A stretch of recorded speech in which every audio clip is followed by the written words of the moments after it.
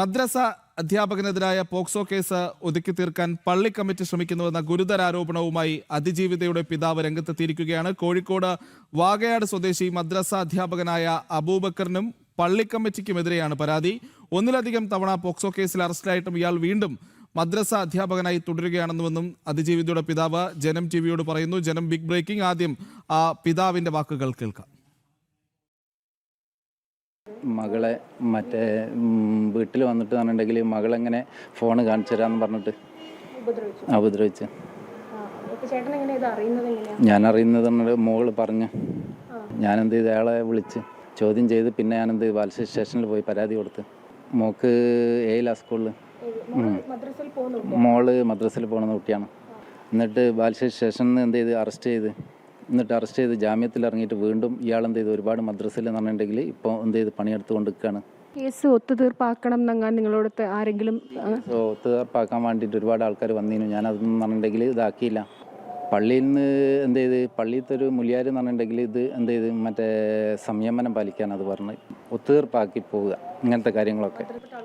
സമസ്ത ഈ AP വിഭാഗത്തിൻ്റെ ഒരാളെ ഇതാക്കി അങ്ങനെ ഓരും പറഞ്ഞ് എന്ത് ചെയ്ത് EK വിഭാഗത്തിൽ അതിനെക്കൊണ്ട് ഞങ്ങൾക്ക് ഇതൊന്നും ചെയ്യാൻ കഴിയൂല എന്ന് പറഞ്ഞു.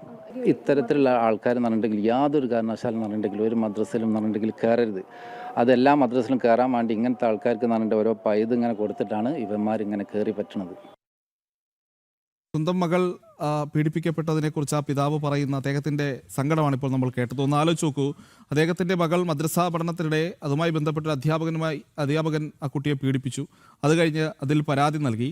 അയാൾക്കെതിരെ കേസുണ്ട്. പക്ഷേ പള്ളി കമ്മിറ്റിക്കാർ വീണ്ടും അയാളെ പല മദ്രസകളിലും പഠിപ്പിക്കാൻ എടുക്കുന്നു. സമസ്തയിലെ വിവിധ വിഭാഗങ്ങളോട് പരാതി പറഞ്ഞപ്പോൾ അവരും തൽക്കാലം സംയമനം പാലിക്കും എന്നുള്ള നിലപാടിൽ എന്താണ് പറയേണ്ടതെന്ന് അറിയില്ല. എന്തായാലും അനഘ ചേരുന്നുണ്ട് കോഴിക്കോട് നിന്നും. അനഘ, എത്രത്തോളം കഷ്ടമാണ് ആ പിതാവിൻ്റെ കാര്യം? താൻ വിശ്വസിക്കുന്ന സമുദായത്തിൻ്റെ മത സംവിധാനവുമായി ബന്ധപ്പെട്ട് പരാതികളൊക്കെ പറയുമ്പോൾ അവർ സംയമനം പാലിക്കും, കുട്ടി പീഡിപ്പിക്കപ്പെട്ടത് അത് വലിയ വിവാദമൊന്നും ആക്കണ്ട എന്ന രീതിയിലുള്ള നിലപാടുകളാണ് സ്വീകരിക്കുന്നത്.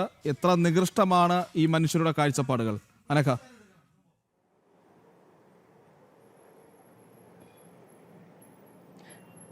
തീർച്ചയായും പ്രജിത്ത്, ആ പിതാവ് താൻ മുട്ടിയ എല്ലാ വഴിയും അടഞ്ഞതിന് ശേഷമാണ് ഒടുവിൽ നമ്മളോട് ജനം TVയോട് പ്രതികരിക്കാൻ തയ്യാറായിട്ടുള്ളത്. അദ്ദേഹം പറയുന്ന ഏറ്റവും പ്രധാനപ്പെട്ട കാര്യം, തൻ്റെ മകൾക്ക് ഇത്തരത്തിലൊരു ദുരനുഭവം അത് പള്ളിയിലെ മദ്രസയിൽ പഠിപ്പിക്കുന്ന അധ്യാപകനായിട്ടുള്ള വാകയാട് സ്വദേശി അബൂബക്കറിൽ നിന്ന് ഉണ്ടായിട്ടുണ്ട്.